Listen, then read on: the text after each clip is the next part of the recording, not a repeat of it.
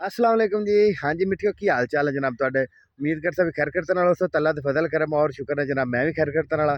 तो अज दा मज़ेदार व्लॉग करने शुरू करें पहले लाइक शेयर कमेंट और सब्सक्राइब जरूर किया करो यार, हौसला अफजाई होती है। तो अज दा मज़ेदार व्लॉग करें शुरू जी वीवर। हाँ जी जनाब, अपने मटरां च खड़े है उसले 4 किले आपने सेल कर दिते सी, वो तुहानू कीमत भी दस दिता सी सारा कुछ, लेकिन यह भी अपना किला तैयार है जनाब और इनू रेट लग रही है। इनू तकरीबन जनाब 4 लाख रुपए रेट लग चुका है और अजे तक रेट लग रहे हैं जनाब।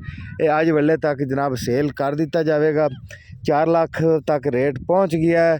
मैं कि क्यों ना अज वीवरां को भी इहदे रेट शेट के बारे शायद कोई अपना वीवर विचों निकल पवे जेड़ा आखे भी मैं लेना, तो मैं कि क्यों ना एक वीडियो बना देनी चाहिए। की ख्याल है जनाब? अगे जनाब 4 लाख तो लग चुका है, तो बाकी मैं मजीद तुहानू टोर फेर तो मटर भी विखा देना। तो अगर कोई विच व्यापारी वीडियो वेंदा पिया तो लाजमी भी क्या मटर बड़े फर्स्ट क्लास हैं। अलीना भी है और बड़ा स्वादी और बिल्कुल जड़ा ना सावे कचूच मटर खड़े हुए हैं। ठीक है ना, बिच कोई बीमारी नहीं है। थोड़ा जिहा बस रंग थोड़ा जिहा इन्होंने चेंज किया क्योंकि ये हुण पकाई दे नेड़े आए खड़े हैं जनाब, उहदी वजह नाल रंग थोड़ा चेंज किया इन्हें। मैं तुहानू दिखा देना जनाब, ए चेक कर लो जी, ए फलियां का हिसाब ने। फिर तुसा ने कहना भी ये झूठ मार रहे हैं, ए फलियां का हिसाब है जनाब। तो ए हेठ मटर ही मटर लगे खड़े। तो मैं एक आम जिहा मटर पाट के दिखा देना।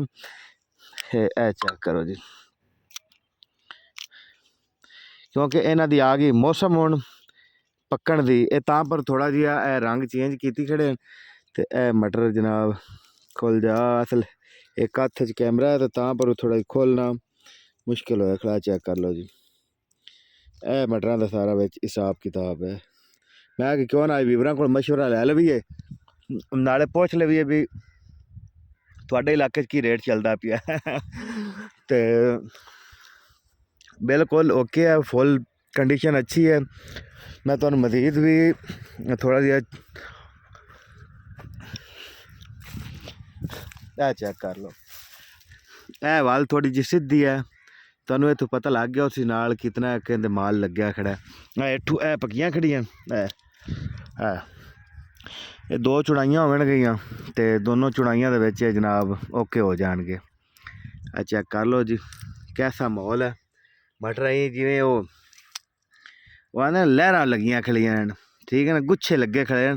तो बस ये है भी मैं जिहड़ी चीज़ विखा देना ना तुहानू उन्होंने नज़र लग जाती है, पता नहीं विच की हसद करते हैं यार की।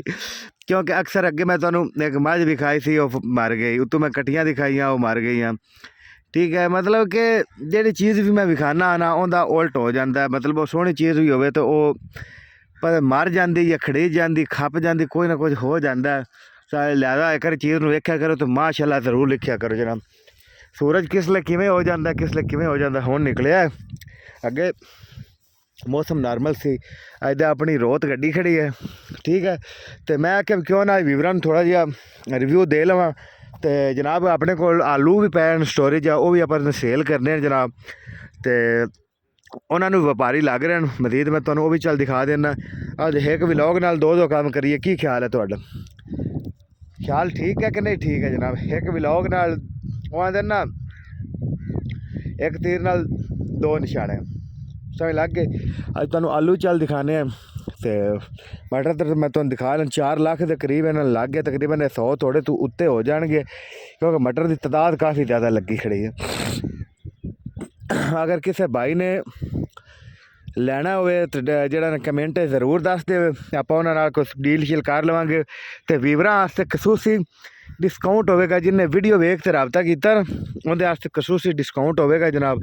तो मैं हूँ तुहानू चल आलू भी दिखा देना। आलू अपने को मोजिका भी पिया जनाब, एल आर भी पैन जनाब, उस तो बाद एक्स भी पिया जनाब। अपने को वेखो ना तिन्ने धड़ा ही लगियां खड़ी पई, मोजिका भी एल आर भी और एक्स भी जनाब। है मैं तुहानू चल दिखा देना, पता नहीं अगे तुसां वेख्या होए कि कोई नहीं। ये तो जड़ियां ना पराली तो ये ऐसा दोहरी तरोरी करवाई हुई जनाब के बारिश तक खतरे हैं।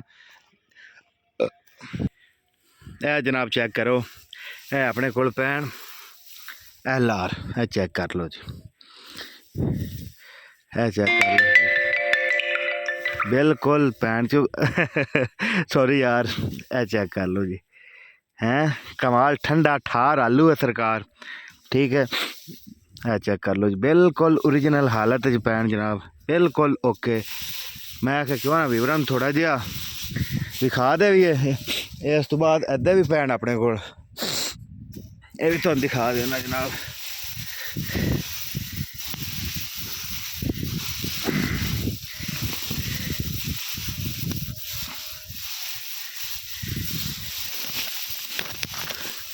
ए जनाब अपने को आ गए एक्सट्रैक्स, ए चेक कर लो जी, ए हालत है जनाब,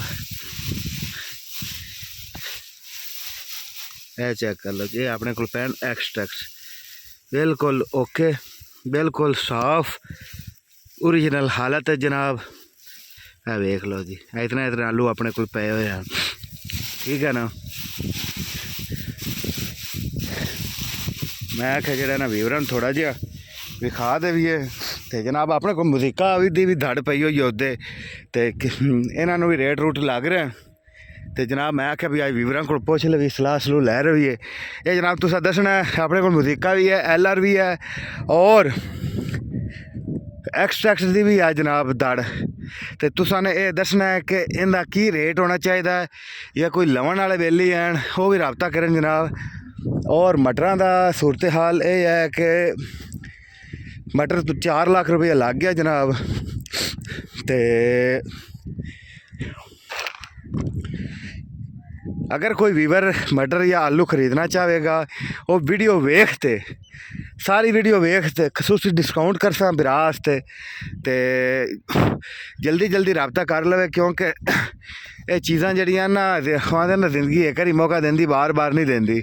जल्दी जल्दी रबता कर लो सरकार, तो आप डील डन कर लवीए, ठीक हो गया। मटर अपने को अलीना 1 एकड़ खड़ा है जनाब, और आखिरी एकड़ 4 लाख रुपया लग चुका है इनू। तो अलीना तुहानू पता है भी अलीना का बी कितना महंगा और कितना स्वादी पेंसिल वांग मटर होंगे हैं जनाब। तो उदे अपने को LR भी पैन, मुजीका भी पिया है और एक्सट्रैक्ट भी पिया जनाब।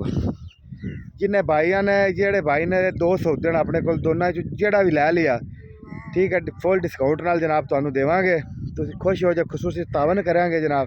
तो बाकी जनाब अपने भाई ने तो इजाज़त, अल्लाह ने के बाद खुश रहो, आबाद रहो, जींदे रहो, वसते रहो, सलामत रहो, अल्लाह हाफिज़।